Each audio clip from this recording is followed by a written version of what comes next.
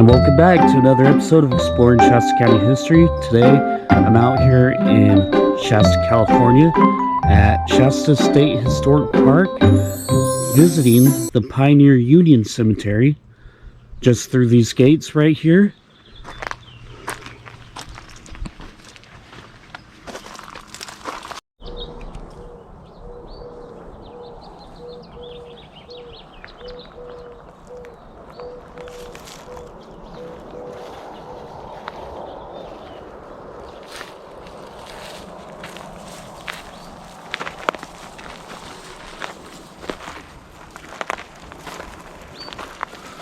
Today we are searching for the headstone and grave of Phoebe Colburn.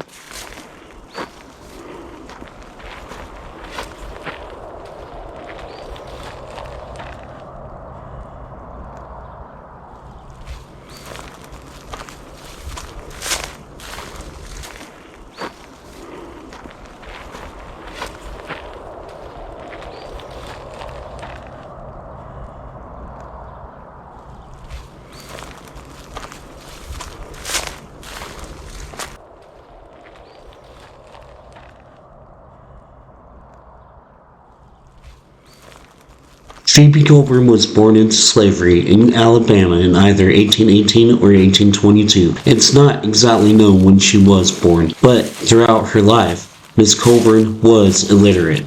Yet, she managed to successfully purchase her freedom from her master. However, it's not exactly known how she attained it, as most of her early life remains a mystery to local historians of the region. After securing her freedom, she ventured west to California in the 1850s as a freed black slave with the James P. Beckwourth Party. Beckwourth was a guide and explorer who knew the trails to California well due to previous trips out west. Before her arrival in the Golden State, she presumably arrived at Shasta in 1854 with the intentions of settling there. This is when she befriended a European-American settler named Colonel William McGee, a native of South Carolina and a local surveyor and miner. McGee was also co-owner of the famous Iron Mountain Mine, but that's a different story. Phoebe trusted him to read and explain legal documents to her while assisting her in these transactions to finalize them in her name to make them legal. Colburn often rendered her signature mark as well, with McGee serving as a witness to these legal documents and important papers she would often sign. McGee had them notarized for her as well. One of the first transactions she made was purchasing a house on High Street from Shasta resident Harrison J. Shirtliff for $700, and McGee moved into her residence with her, paying rent.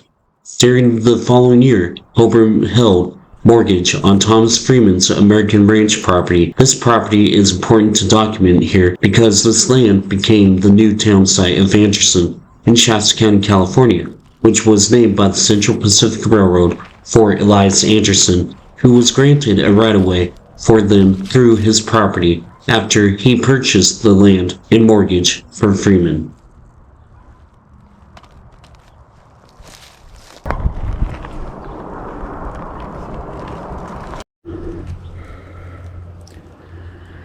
And not far from Phoebe Colburn's grave, which is right over here where the toy is standing, as she's paying her respect, a plot that Phoebe purchased for a Native American Indian boy.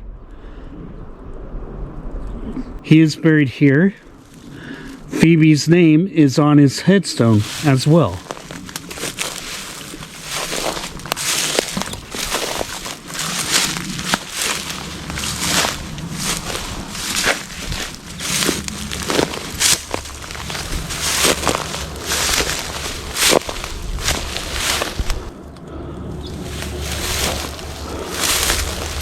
And once again, another big plot. To me, it looks like it could be room for two burials here. But this is where John is buried.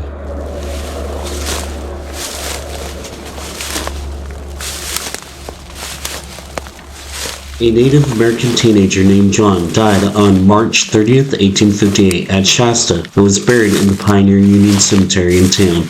It's not documented which tribe he was from.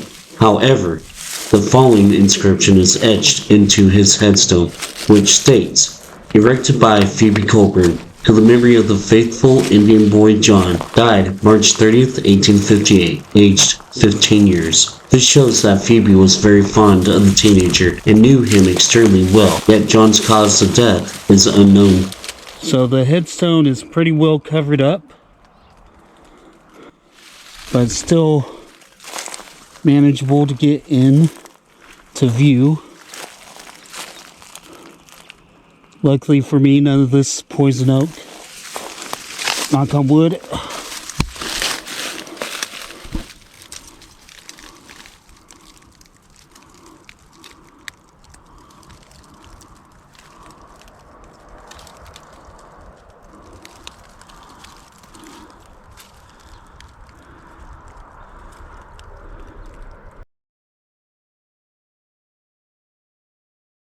Two years later, Colburn appears on the 1860 U.S. Census, still residing with Colonel William McGee. McGee was a native of South Carolina who was listed at the age of 34, and Phoebe was listed at the age of 35. McGee was married in 1828 in Mobile, Alabama, to Margaret Bass, where he became a sheriff for 4 years. It's interesting to note that he spent time in the state of Alabama, where Phoebe was born and raised. Maybe he had something to do with her freedom, and then again, maybe not. It's just an opinion.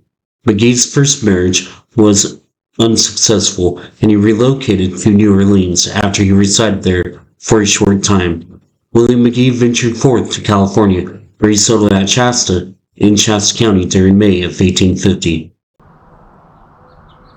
1865, Phoebe Colburn acquired a deed to 280 acres of land by William W. L. Smith, who owned the foot of the mountain station. It was a very popular stopping place along Noble's Immigrant Trail in eastern Shasta County near Shingletown. Colored people were welcome here at the foot of the mountain station throughout Colburn's employment there due to her popularity within the community. Phoebe was employed there as a housekeeper to clean up after their patrons in the stopping place. This stopping place was a 2.5-story, 100 by 100 foot building complete with basement. The ground floor included a saloon with a gambling hall, 6 bedrooms, a dance hall where bands performed live music to the patrons of the stopping place on the weekends. It also included a wraparound 12-foot veranda.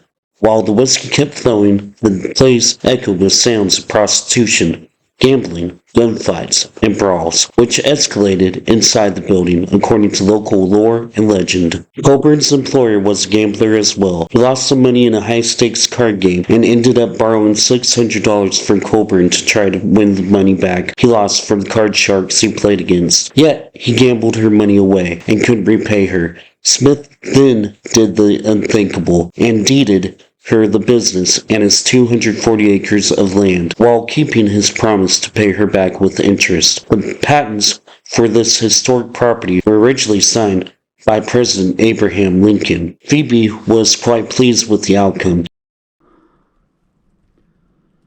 Today, the historic site of the foot of the mountain station is located about a mile north of where I'm standing here on Durst Road. This historic site itself is private property. There is a marker placed by Trails West Incorporated on the property itself today, containing its history. This is the intersection of Ash Creek and Durst Road.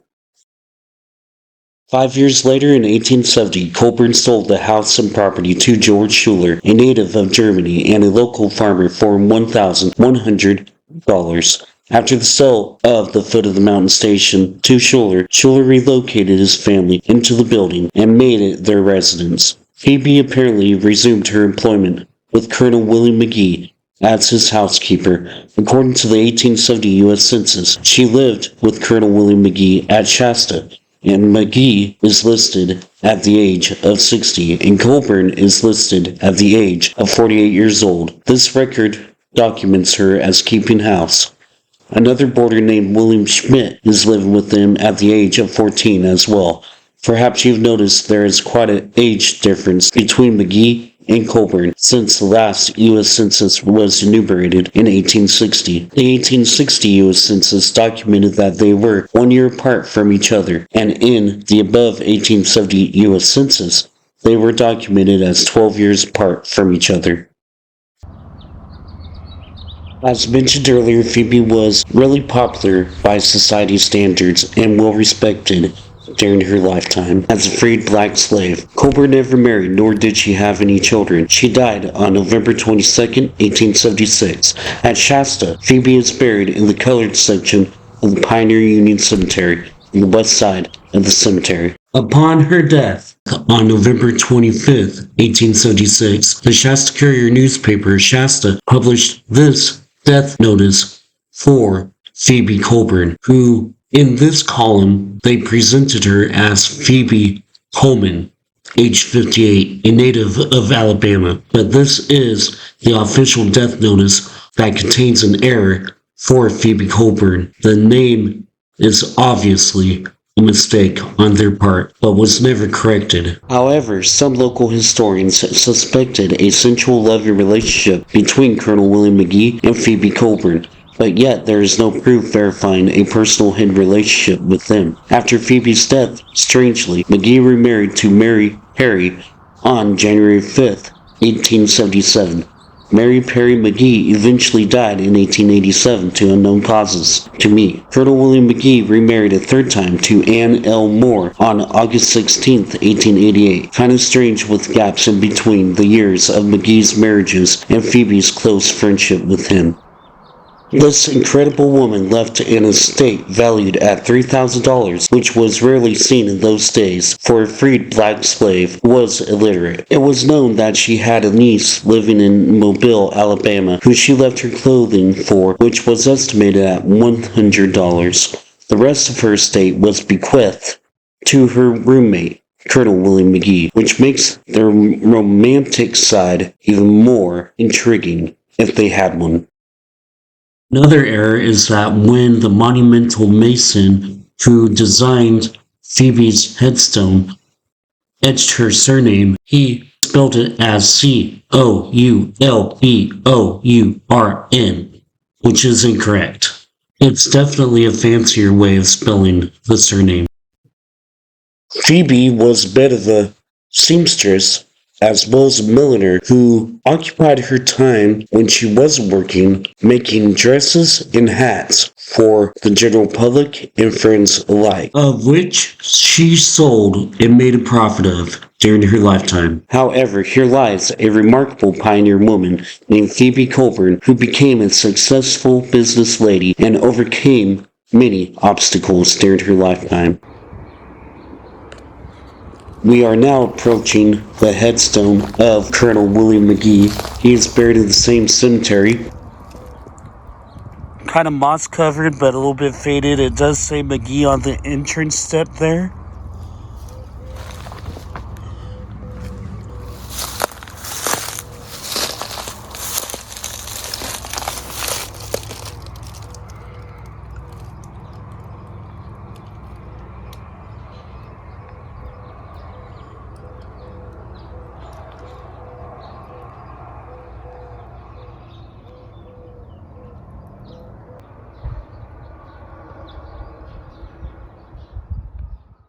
And this is his wife's headstone. Well, the side of Colonel McGee's headstone.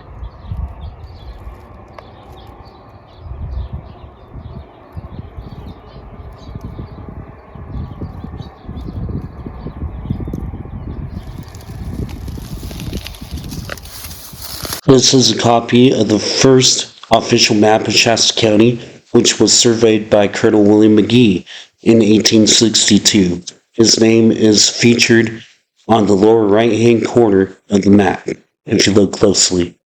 Alright folks, thanks for watching. If you haven't yet, please subscribe to my YouTube channel, and thanks for following. See you on the next episode.